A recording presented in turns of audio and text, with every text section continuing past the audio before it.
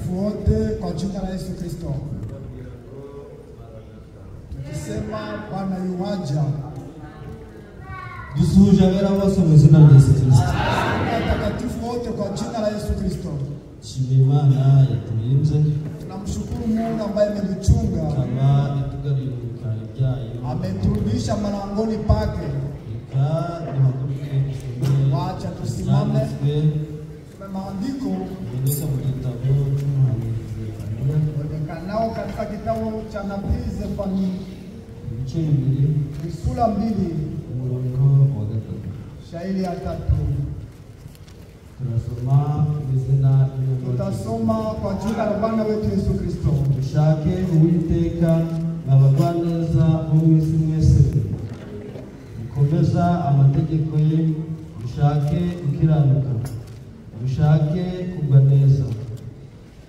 Ahari muzahishwa ku munsi w'uburakari bw'Uwiteka.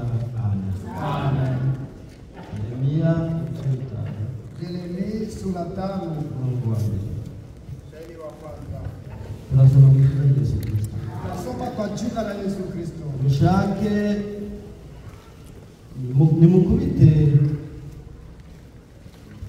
nimwiruke, mukubite hirya no hino, mubaririze mu nzira, mubaririze,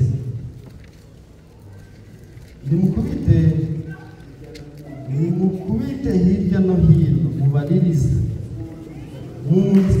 mu nzira z'i Yerusalemu, maze murebe niba mwabasha kuhabona umuntu naho yaba umwe ushaka kumenya ukuri, nanje nazahagirira imbabazi. Amen. Mbele kumbuka anaongoza.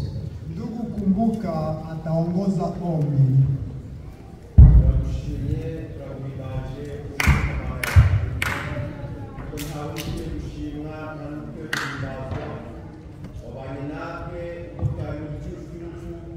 Waturinze kongera kwibona mu bikari byawe turi bazima, izina ryawe ntabwo icyubahiro.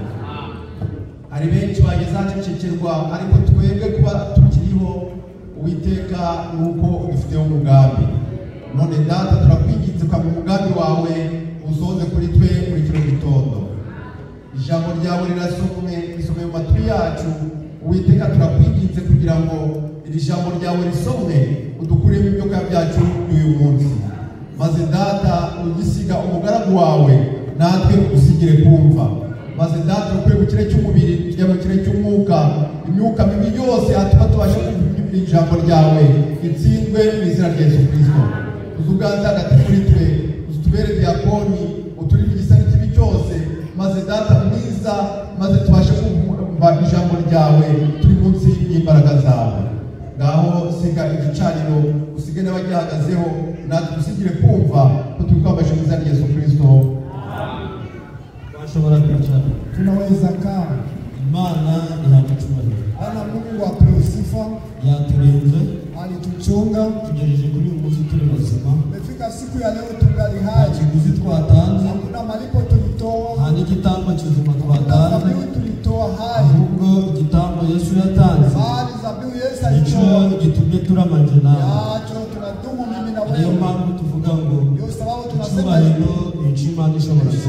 Bwana mweza yote. Igihe cyose muzabona umuntu yikubita ku gatuza, wakati wote mtaona mtu anajifika piga kwenye cyangwa yirata mu bandi, wala kijitapa katika wengine, ari we ukwiriye, kama ni yeye anastahili, umuntu azaba ari kwendereza iyo murimo. yule mtu atakuwa anachokoza muumba wake. Ari dukwiriye twese inatubidi sote gufata icyubahiro tukagihereza heshima ya Bwana Mungu, kubera niwe waturemye. maana yeye alituumba. Arongera aravuga ngo kuba ariwe waturemye, aliongeza kusema kwamba natwe turabe, nasi tuko kandi turi ubwoko bwe, tuko turi intama zo mu cyanya cye. tuko kondoo ya nafasi ya. Arongera aravuga ati akaongeza kusema kandi icyo mushoboye, hamwezi kitu, kuko impinga z'imisozi maana niwe milima muzitegeka, yaya inyanja niye niwe bayiremye, yote ndiye aliumba, n'imisozi niyo wayiremye, na milima yote ndiye yagenda aliumba, ngo n'ikuzimu hata Hades agafashe mu biganza. anapashika kwenye Niyo Mana ashobora byose, niyo Mana ikwiriye icyubahiro, anayestahili heshima, izina ryayo ririhabwa icyubahiro mu izina rya Yesu Kristo.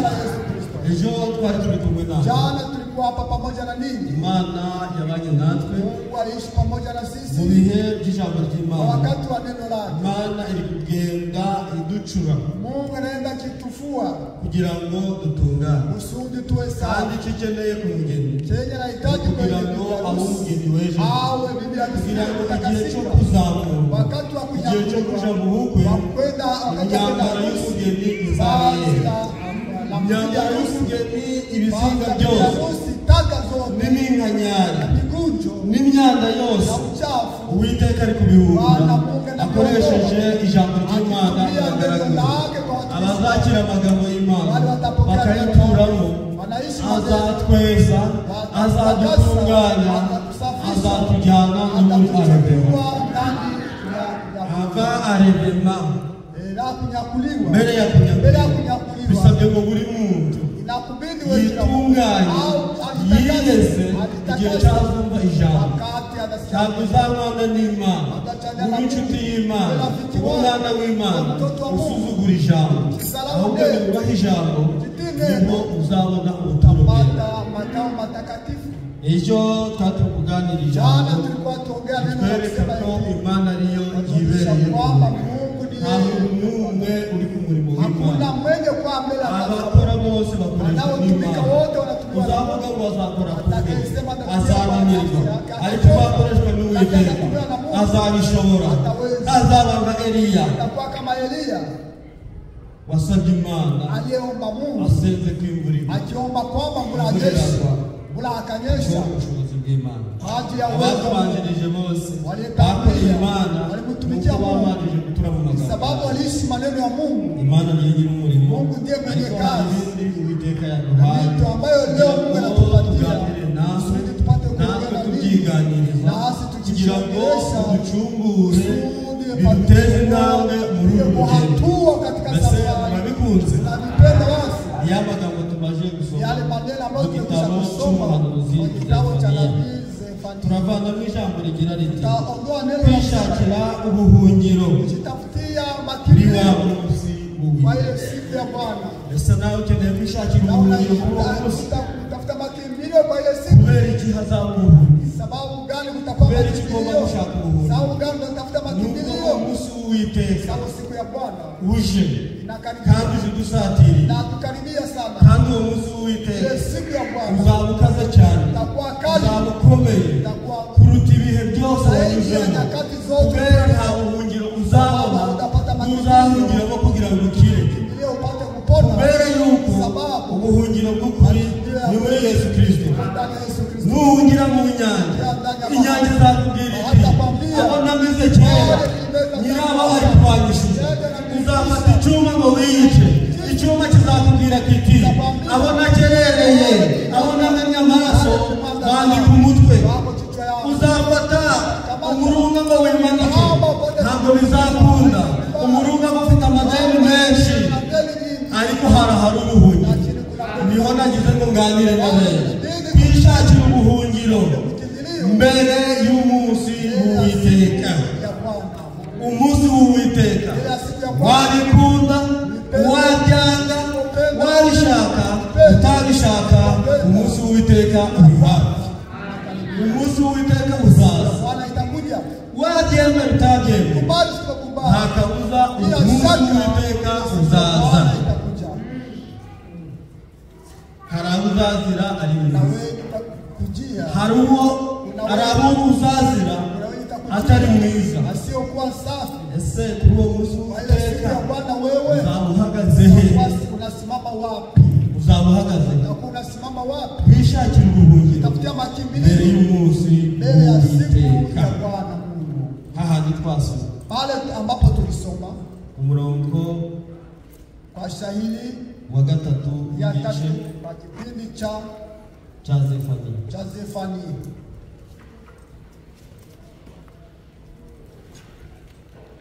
Igice cyaho cya kabiri umurongo wa gatatu.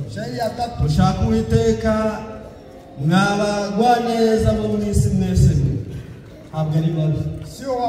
Abantu bose bagwa neza bo mu isi, namwe murimo, natwe turimo. Dushake, mushake Uwiteka mwabagwaneza bo mu isi mwese, bakomeza amategeko ye, mushake gukiranuka kugira ngo ubuhungiro bw'Uwiteka ubushake. Ushaka ubuhungiro mbere y'umunsi w'Uwiteka, mpamvu ushaka gukiranuka. Ninde ubikeneye? Nanjye ndabishaka. Kubona hari abatabishaka.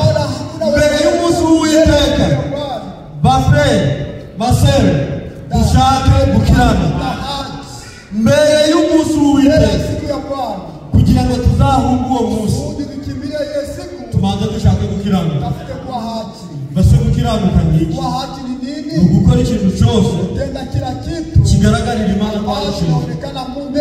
Gukora ikintu cyose cy'Imana irashimye. Murabyemeye? Mushake Uwiteka mwabagwaneza bo mu isi mwese, bakomeza amategeko, mushake gukiranuka, mushake kugwa neza. Ahari muzabasha guhishwa kuri wa munsi mubi w'uburakari bw'Uwiteka, kuri wa munsi w'uburakari bw'Uwiteka. Umunsi w'Uwiteka uri hafi, ariko uwo munsi w'uburakari bw'Uwiteka urumva uzaba umunsi ukomeye, kuko Uwiteka azaza atishimye. Kuri uwo munsi ntawe uzaba ari amanywa, ntabwo uzaba ari nijoro, uzaba ari umunsi ukomeye utarigeze kubaho. Sinzi niba muri kumva aya magambo. Mushake Uwiteka mwabakomeza amategeko. Icya mbere, mushake gukiranuka, mushake kugwa neza. Nugwa neza, ugakora ibyiza, ugakiranuka mu byo ukora, ukishakira ubuhungiro ku Uwiteka. Asome ndugu. Icya kabiri umurongo wa gatatu. Sura 2 sheria 3.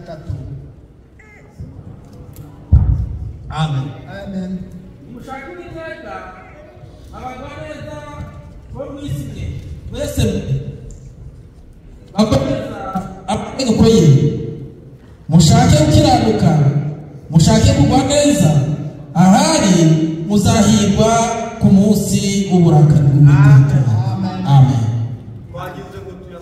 Tulibidi nipate kuchangia maneno haya. Nubwo ushaka kugwa neza, Nikutafuta kuwa umuntu wese ushaka uburakari bw'Uwiteka agiye kugwa neza muri we. Yirinde ibibi, ajilinde mabaya, yirinde ingeso mbi, ajilinde tabia mbaya, yirinde kugira nabi, tenda mabaya, mwibuze kugira nabi, ahubwo mukora ibyiza, kugira ngo tuzabone ubuhungiro kuri wa munsi w'uburakari bw'Uwiteka. Ukeneye kuzabona ubuhungiro ku munsi w'uburakari bw'Uwiteka, yirinde ibibi, yirinde ibikiranirwa, aharanire ibikiranuka. Ubyemeye nanjye aravuga ngo ni amen. Petero ya mbere, Petro wa kwanza sura 3 sheria 11. manuke ugeze kwa 13. Shuka wa 13. Nuko ubwo ibyo byose bizabe. Petro wa kwanza sura sheria 11. Turasoma mu izina rya Kristo. Nuko ubwo ibyo byose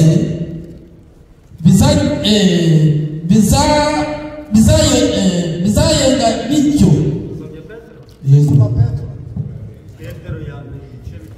Petro wa kwanza sura 3. Kandi azirukira ibibi akora ibyiza. Merci. Asante. Amahoro ayakurikire kugira ngo ayashikire. Kuko amaso y'Uwiteka ari ku bakiranutsi, n'amatwi ye ari ku byo basaba. Endelea kwa 13. Ariko igitsure cy'Uwiteka kiri ku nkozi z'ibibi. Mbese ninde uzabagirira nabi nimugira ishaka ry'ibyiza? Amen. Amen. Igitsure cy'Uwiteka kizaza gihanze, kiri kureba watenda amahofu inkozi z'ibibi. Aho ni igitsure cy'Uwiteka kiri. Ariko mbere data mushiwaje twishakira ubuhungiro mbere y'umunsi w'uburakari bw'Uwiteka. Irinde ibibi, haranira gukiranuka, shaka amahoro, uyakurikire kandi muzibukire ibibi, mukore ibyiza. Shaka amahoro, uyakurikire kugira ngo uyashikire, kuko amaso y'Uwiteka ari ku bakiranutsi. Abakiranutsi nibo bazabona ubwihisho ku munsi w'Uwiteka. Abakiranutsi nibo bazabona ubwihisho ku munsi w'uburakari bw'Uwiteka. Abateranye kuri aya manywa bifurije gukiranuka kugira ngo uriya munsi muzabona ubwihisho, kuko abazabona ubwihisho nabo Uwiteka yemera. Kuko amaso y'Uwiteka ari ku bakiranutsi, azaza yahanze ku bakiranutsi, ariko abazareba igitsure ni ba bandi bakora ibyo gukiranuka. Nifurije abateranye kwirinda gukiranirwa mugakora ibyo gukiranuka, kugira ngo amaso y'Uwiteka ayahange kubera. Nihagira ugutera ibyondo, Uwiteka akurwanirire. Nihagira ukugusha mu mutego, Uwiteka utegure utarawugwamo. Abumvise aya magambo n'abayemeye ngo ahame mu mitima yabo, Imana ibahe umugisha mu izina rya Yesu Kristo.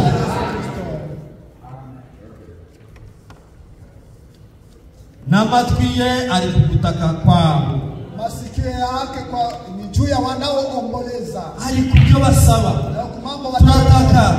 Turataka Mana dutabare, Mana dutabare, Mana dutabare. Imana iteze amatwi, kuko itegeye amatwi abakiranutsi bari gutaka. Abakiranutsi bari kwifuza. Mbese bari kwifuza iki? Bari kwifuza ubutabazi buva ku Uwiteka. Kuko Uwiteka ari kuvuga ati ntabaza nundabaza nanje ndagutabara. Uwiteka ni umutabazi w'abera, izina rye ririhabwa icyubahiro mu izina rya Yesu Kristo.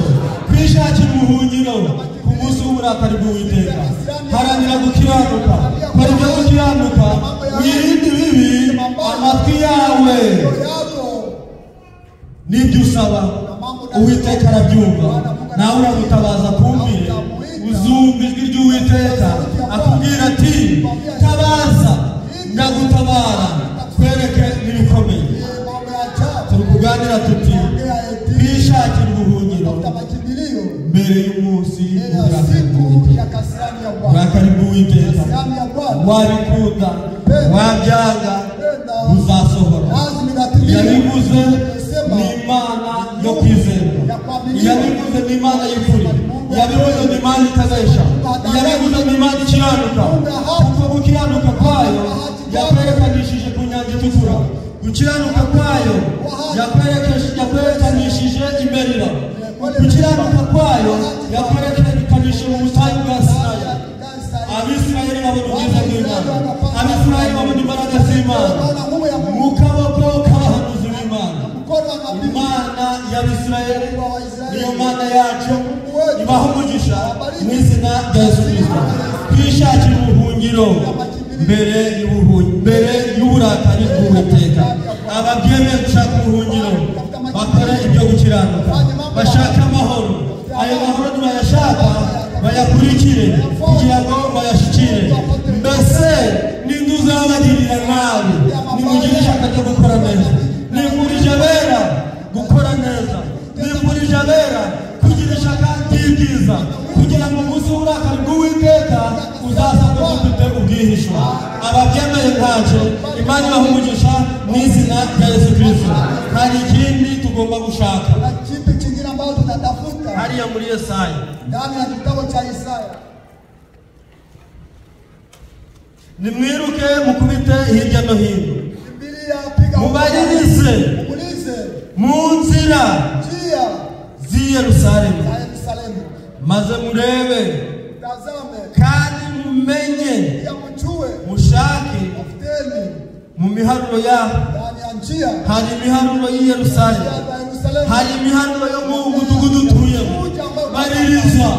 Baririza mu marembo, baririza uje gutata kubera amasaha. Buri mwene data nabo ubutasi, mushiki wacu nabo ubutasi, kugira ngo atate amenye inzira z'Uwiteka, amenye inzira z'ukuri k'Uwiteka. Kuko ibinyoma byabaye byinshi, kutavugisha ukuri byabaye byinshi. Ariko mwene data mushiki wacu, uteranye kuri aya masaha, uteranye kuri aya manywa, baririza mu nzira zose, shaka ukubita hirya no hino, we guhoberana hamwe gusa, ahubwo baririza urebe mu parole niba hari mukuri. Nusanga mukuri utonde inyuma y'imparole, nusanga nta kuri kurimo umaze Uwiteka aguhishurire. Bibiliya dusoma niyo Abadiventiste basoma, Bibiliya dusoma niyo Abaporoso basoma. Icyo babuze ni revelation, ariko twe Imana duhagishura ihabwa icyubahiro mu izina rya Yesu Kristo. Murebe niba mwabasha kuhabona umuntu naho yaba umwe gusa. Ntabwo Imana ikeneye benshi, Imana ntabwo ikorera mu bwinshi bw'abantu. Naho yaba umwe gusa ukora ibyo gukiranuka, nanje nazahagirira imbabazi. Kubona imbabazi z'Imana ni ugukora ibyo gukiranuka. Kubona imbabazi z'Imana ni ugukora iby'ukuri. Nukora iby'ukuri uzabura kwishakira ubwihisho umunsi w'uburakari bw'Uwiteka. Nimwe wemeye gukora ibyo gukiranuka, nimwe wemeye kuvugisha ukuri, kugira ngo uriya munsi w'uburakari bw'Uwiteka nawe azawurokoka. Ababyemeye Imana ibambere umugisha, kandi bakomereze muri aya magambo yayo kugeza ku munsi wa arevema. Imana ibaha umugisha mu izina rya Yesu Kristo. Mukubite hirya no hino, mushakashake mu nzira z'i Yerusalemu, murebe kandi mushake niba mwabasha kuhabona umuntu naho yaba umwe gusa. Ushaka ukuri, nanje nzahagirira imbabazi. Ni Ensidiro Senyeri, ntabwo ari byo wabivuze, ntabwo ari byo wabyanditse, ni umuhanuzi Yeremiya mu kanwa k'Uwiteka. Imana imutegeka ibyo gukora. Shaka umuntu naho yaba umwe gusa, uvugisha ukuri, ushaka ukuri, ushaka iby'ukuri, nanje nazahagirira imbabazi, kugira ngo tuzishe umunsi mubi w'uburakari bw'Uwiteka mu gushaka ukuri, tugashaka ibyo gukiranuka, kugira ngo Imana izatugirire impuhwe. Ababyemeye imbabazi z'Imana zisesekare hejuru y'itorero ry'Imana, byari byaguze amaraso yayo. Ayo maraso ntabwo azaba ubusa, ahubwo ayo maraso na n'uyu munsi aracyaduduriza, arindiriye ko nawe tugera ku rugero rushitse, kugira ngo niturugeraho imbaraga yo kuzamurwa natwe tuyihabwe. Imana ibaha umugisha mu izina rya Yesu Kristo. Ibyakozwe n'intumwa 3:19. Joni wahageze? John liwasili hapo. Ibyakozwe n'intumwa Matendo ya Mitume 3:19. Ishakira kujitafutia ubuhungiro, makimbilio mbere y'umusoro, mbele ya siku mbaya. Wabishaka Unapopenda, unapopenda umunsi w'Uwiteka uraje kandi uri hafi. Nakuja pia inakaribia. Yesu Kristo. Cha gatatu mu macundishe 9.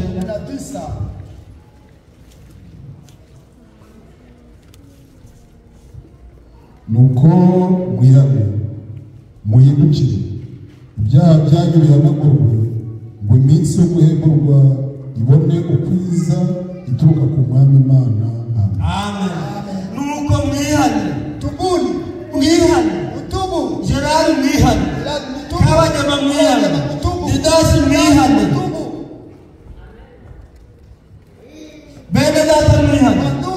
Bashiki bacu mwihane.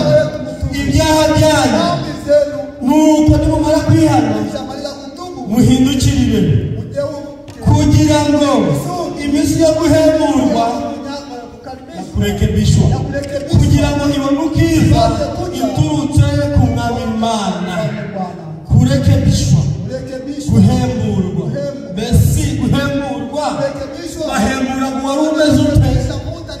Iyo umuntu yaraguye isari ari hafi gupfa agiye kwicwa n'inzara, ukamuramiza igikopo cy'amata, ukamuramiza utuzi two kunywa, ukamuramiza ka juice, ubu muhembuye kugira ngo iminsi yacu yo guhemburwa ituruka ku Uwiteka ibone ubwiza. Nuko wewe nanje twamanza kwihana. Mwihane, muhindukirire. Umuntu wese muri twe agirirwe imbabazi. Apate rehema. Wacha la mimi pasome. Yakozwe n'intumwa Matendo ya Mitume ibice 3:19. sura 3:19. Nuko mwihane. Tubuni. Mwihane. Tubuni. Nuko mwihane. Tubu. Muhindukirire.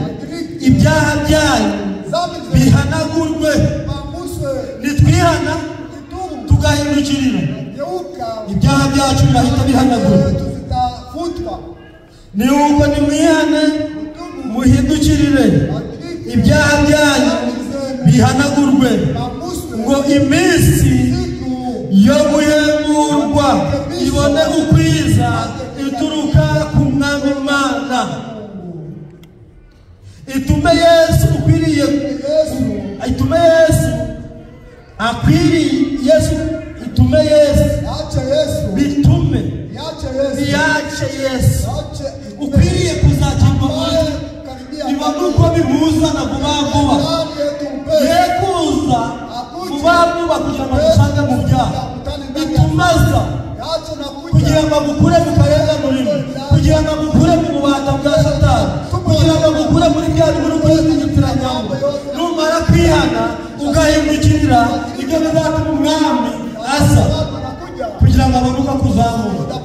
Naho nuririmba ngo twabituyemo, twarabwirijwe, umwami yatinze kuza, hari ibitagendeka, byahagaritse urugendo rwe. Ariko aravuze ati nuko mwihane ibyaha byanyu muhindukirire, umuntu wese ababarirwe ibyaha byacu.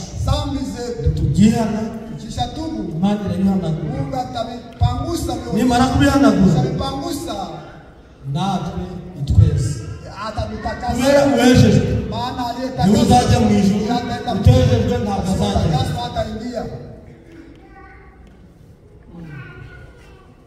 We kuba nk'abamugore usikwe kama ule mke wagize ubwenge buke, alikuwa na akili kidogo, yagirirwa amahirwe akiwa na rehema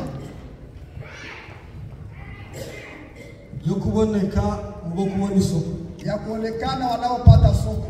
Abandi babuze isoko, Wengine walikosa agirirwa soko, amahirwe abona akampata umugabo we amusuzugura. Alipomdharau yibwira ko ariko bizaho, kwamba nitaendelea, yibwira ko ariko bizaho, kwamba itadumu vile. Uyu munsi baratubwiriza, Leo wanatuhubiri, ariko ejo hari igihe bizaho. Kesho kuna wakati. Uyu munsi bari kutubwiriza umubatizo w'ukuri, tukanga kubatiza, ariko hari igihe tuzabikenera bizaho. Uyu munsi abakozi bari kuza, hari igihe tutazababona, hari igihe tutazabona iri jambo, kuko igihe cyayo kiri kugenda gishira hano kuri iyi si. Urambaza tumeze uwo mugore byagenze bite? Ntugasuzugure ngo ube nkaho nguwo. Yagize kutubaha umugabo, amakosa yose umugabo akayihangana, amakosa yose umugabo akayihangana, ariko byageze igihe ku munota wa nyuma kwihangana kurabura. N'Imana igihe kizagera kutwihanganira bizabura, kutwihanganira bizagira umupaka, kunyihanganira bizabura umupaka, bizagira umupaka. Bitaraba rero gira umwete wihane, gira umwete winjire mu ijambo ry'Imana, wemere ko ari kuyobora. Gira umwete ukore n'Uwiteka bigishoboka, gira umwete wihane, ibyaha byawe bihanagure. Umugore yifashe nabi, amaze kwifata nabi, umugabo we imbabazi ziba zirashira, kwihangana birarangira. Umugabo aravuga ati aho wijamagurije nanjye maze kurambirwa, ntabwo ndibigisha abafurere kurwana, ahubwo ndi kubabwira inkuru y'umwami wacu Yesu Kristo, kuko atazagumya kwihanganira gukiranirwa kw'abantu. Igihe kizagera imbabazi zigiye kuvanwaho, imbabazi zigiye gushira, agakiza kagiye gusubira abakabanjirije. Katari kasubirayo nawe ihane, katari kasubirayo shaka gukiranuka, katari kasubirayo shaka ibyiza, kora ibyo Uwiteka ashima, nawe azaguhereza ingororano. Umugabo afata urushi, afata urundi, arukubita wa mugore yibagirwa ibyo yakoze, yibagirwa ibyaha bye, ahubwo icyaha cy'umugabo we kumukubita nicyo kigize uburemere kuri we. Afata utwe twose arikorera aragenda, kuko yagiraga ngo aragiye, umugabo agahendahenda, ariko igihe cyo guhendahenda cyari cyarangiye, igihe cyo guhendahenda kwa Senyeri kigiye kurangira. Niba uri gutekereza ko ariko bizahora, nikukubwira ngo bigiye kurangira. Bitararangira ngwino ukore ibyo gukiranuka, bitararangira ngwino ushaka ukuri, bitararangira kora ibyo gukiranuka, kora iby'ukuri, kugira ngo umwami wacu nagaruka nawe uzahabwe kuzamuka. Umugore yikorera utwo twose, amaze kubyikorera aragenda, abona ntawe umwitayeho. Babandi bamuhendahendaga baramwihorera, babandi bamumwemerezaga, umwana wacu agaruka mu nzu wigenga, birabura.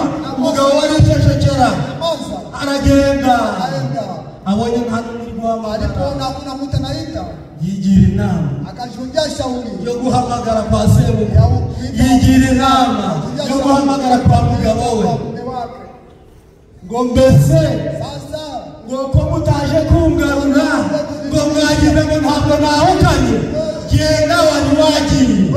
Igihe cy'imbabazi kigiye kurangira ku banyamahanga, igihe cy'ijambo kigiye gusubirira ababanjirije iri jambo. Ababanjirije iri jambo ni bande? Ababanjirije agakiza ni Abisirayeli, natwe turi abanyamahanga. Agakiza kagiye gusubirira ku Bisirayeli, katarasubirayo utangire kuvuga ngo iyo menya ngwino hakiri kare.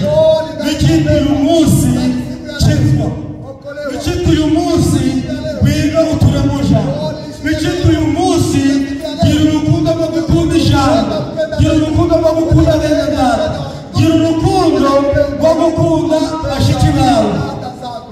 Naho urwangano rwaciye igihe, urwangano rwarangiye, ntusigira bisi, kubera ko umukobwa ufite ubukwe areba imyambaro yose mibi agaterera ku ruhande, kwifata nabi akabishyira ku ruhande, ishari ku ruhande, umujinya iruhande, urwangano iruhande, imyambaro yose mibi.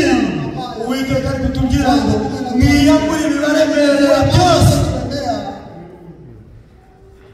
nibwo nanjye nzabakira. Nindabemeye kwiyambura ibibaremerera, mukubite hirya no hino mu nzira zose z'Yerusalemu, mushake kandi mubaririze, murebe niba mwabasha kuhabona umuntu naho yaba umwe gusa ushaka ukuri, nanjye nzahagirira imbabazi. Namubwira ibitari ukuri tuzabyemera, namubwira uti mukuri mu ijambo ry'Imana. Naho umubwiriza wa nijoro Imana yaramutwiyamye. Umubwiriza utatumwe n'Uwiteka, Imana yaramutwiyamye. Ikindi gihe twarabivuze, na wakati mwingine tulisema ufite ikibwiriza anayekuwa na mahubiri cyo kurokora abana b'Imana, kusaidia watoto wa Mungu, gicaniro ngiki madhabahu azaze abwiriza abana b'Imana. Bikeneye ministeri y'abafurere bose kugira ngo abera dutunganyijwe n'iparole. tengenezwa na neno la Mungu. Murumva ya magambo Sasa maneno haya Imana yakomeza mu mitima y'abera yaimarishe katika n'izina mioyo rya Yesu Kristo. kwa jina la Yesu Kristo. Dushaka ibyo gukiranuka, dushaka ibyiza, dushaka amahoro, Salama tuyakurikire kugira ngo tuyashikire. tupate kuyapata. Buri muntu wese Kila mtu yoyote yiteze kugira nabi. zuie kutenda mabaya. Zaburi 105:4. Zaburi 105 shairi ya 4. Kandi turi gusoza Tu karibu kukomesha. kuganira, Tunaongea kwishakira ubuhungiro bw'umunsi w'uburakari bw'Uwiteka. ya kasirani ya Bwana. Ese murabishaka Tunakubali kugira ngo bibone gukiranuka, pate kwa haja. kugira ngo bibone mu gushaka ukuri, kugira ngo bibone Pate ni ukugendera mu nzira y'ukuri, katika mambo ya njia ya haki. kugira ngo bibone ni ugushaka amahoro, Itafuta salama. kuko Uwiteka ategeye amatwi abamwubaha bose n'abamwemera, naho abatamwemera n'abatamwubaha Waliosema mtii umujinya w'Uwiteka kasirani ya Bwana. uri hejuru yabo, igitsure cy'Uwiteka kiri hejuru yabo. Wahageze Zaburi 105:4. Ya Nathan shairi ya 4. Mushake Uwiteka n'imbaraga ze, mushake mu maso he iteka ryose. Subiramo. Ya ndani. Mushake Uwiteka n'imbaraga ze, mushake mu maso he iteka ryose. Mushake Uwiteka, mushake n'imbaraga z'Uwiteka. Mbese imbaraga z'Uwiteka uzazibona he? Ni ukubwira Uwiteka uti, Uwiteka keneye imbaraga zawe, kuko njyewe ndi umunyantege nke, ariko wowe ufite imbaraga. Nari nkeneye kuyoborwa n'ijambo ryawe. Ijambo ryawe nirinyobora, nzarigenderamo kugira ngo rimpe imbaraga, rimfashe muri uru rugendo rw'abana b'Imana. Tudafite ijambo twamera nk'abandi, dufite ijambo tuzaba twambaye imbaraga z'Uwiteka. Abakeneye gushaka ubuhungiro mbere y'umunsi w'uburakari bw'Uwiteka, mushake mu maso h'Uwiteka, mushake imbaraga z'Uwiteka kugira ngo arizo zituyobora. Ufite imbaraga z'Uwiteka imbere y'abanzi aranesha, ufite imbaraga z'Uwiteka imbere y'abadayimoni aratsinda, ufite imbaraga z'Uwiteka imbere y'uburwayi burakira, intege nke zirashira. Ariko niwinjira mu rusengero, wewe uje kureba aho Kabagema yicaye, kubera kumwita umwanzi wawe utangire kurongaguza ngo Frere Gideyoni yicaye he, ngo Shabundi yarandutse, ngo ntabwo nicarana nawe, ngo nageze iwe ambwira nabi. Waramuhuguye yanga guca bugufi, waramuhuguye yanga kukwihanaho. Reka gushaka ibyaha ugeze mu nzu y'Imana. Shaka gukiranuka, ushake n'imbaraga z'Uwiteka, ubishakishe umutima wawe wose. Umushiki wacu kaneza yicaye ko yatuze ndona yicaye Sitapakaa mimi. urimo bagenda Uko ndani na pepo. ntabwo uzajya mu ijuru. Hautaingia mbinguni. Iyo kwenda kuvuga Hapa kuvuka na pike. Kuna kuvuka. ngo numvaga sinzi n'inzu bivuze. Nasikia mambo yakafika mimi. Kumbuka afite umuriro wo kurimbura. Kumbuka na moto wa kuangamiza. Usiogope kumbuka, Mutinye kumbuka. usiogope ndugu Elisa. Mutinye mwene data Elisa. Wewe gutinya mwene data Niziri, Usiogope biziwe. musabire ku Mana. Omba Mungu. Hari Imana irangiza ibibazo, hari Imana ifite uburakari. Niba yarakugiriye nabi akanga kwihana, igitsure cy'Uwiteka kiri ku nkozi z'ibibi, ariko amatwi y'Uwiteka ari ku gutaka kabizera. Takira Uwiteka, Uwiteka azagutabara. Shaka ubuhungiro bwawe mbere y'umunsi mubi w'uburakari bw'Uwiteka. Urabushakisha iki? Shaka Uwiteka, umushakisha imbaraga ze kugira ngo nawe uzaneshe. Imbere y'abademo tuzatsinda.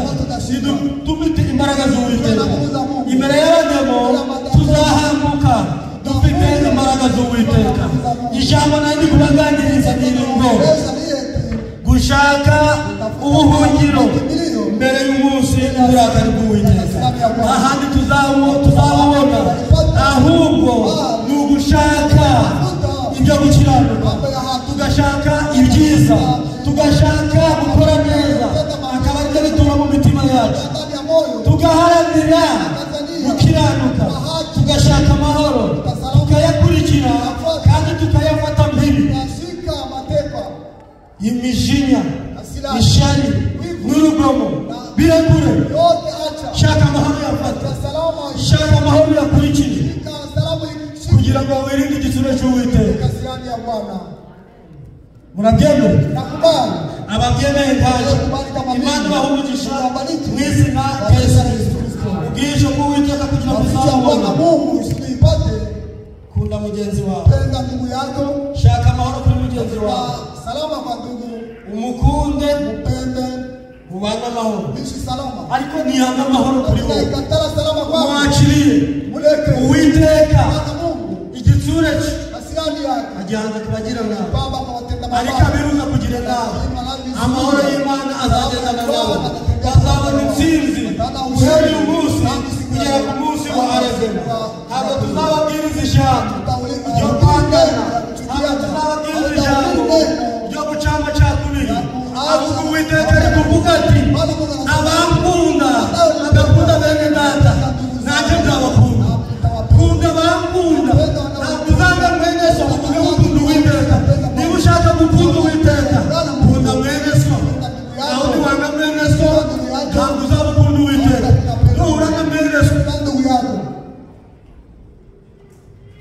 kera niho abasore nanga abashatse wale waliooa bahuraga na banyiramu walikutana na mamako yao agaje guraga sauti walikutana na mamako yake jiani akaba yagwa n'umucoro atakazani heshima ajui walikumuwa asema alikuwa na mtii ariko ugacha mu gitondo lakini asubuhi ukikucha yahura n'akabagema anakutana akawa kimachi wa mamako yake byahindutse ilibadilika kabona aramutse naona nakusalimia waramutakaje salamu kawaje jabundi kwa rugutinya ukikira mu kuzunguka ngaba mambo yako none kigeze naho utayivugishije uvuge ngo komera muzee imarika mzee nanga mubwire ngo iriwe gusitambuka unashinda unapita Imana yacu Mungu wetu agukeneye uburyarya ikeneye ukuri kweli ikeneye amahoro yawe agaragare kwa mushiki wawe amahoro yawe agaragare kwa mweneso urukundo rwawe rwerekane n'abazakubona bose bavuge bati uyu yeye iyo mbuye nabizi nakutana bizi sanga Imana yaramukije nakutana Mungu alimukije iyo mbuye nabizi nakutana bizi sanga ijambo ryarangije bake nimwingia kubera nta kibi kimurangwa kuna mabaya yakubwiye ngo wamuhemukiye aba yababaye yakubwiye ngo wamukoshereje abashaka ngo mwikirane kugira ngo ikibi cye kubanesha ahubwo munesheje ikibi cyiza kubwo umubano n'ubumwe muri kumwe hamwe ijambo ry'Imana abazakora batyo Imana izabahemba abazagendera muri iyo nzira Imana izabahemba Febura n'abari kuvuga umuntu w'umunyabyaha nta kintu cyo kwiha kiba mu mutima we nuvuga ngo umuntu ufite ibyaha abinezererwamo umutima we kwiha uba uri kureye ariko iparoli ibuze igakomanga ku mutima we bituma yihana nawe agahinduka akaba umwana w'Imana nuko agahinduka icyaremwe gishya ijambo ry'Imana rikamugorora kuko rifite amungi impande zombi rikamutunganya hano rikamutunganya na hano ariko namwe uri kuribwiriza rikamutunganya ariko namwe uri kuribwiriza rikamuhindura ariko namwe waribwirije nawe rikamuhindura ari abavugana baribwirije ari abakozi bacu rikabahindura mwemeye guhindurwa n'ijambo ry'Imana kwishakira ubuhungiro mbere y'umunsi w'uburakari bw'Uwiteka ni uguhinduka tukihana tukababarirwa kugira ngo iminsi yacu yo guhemburwa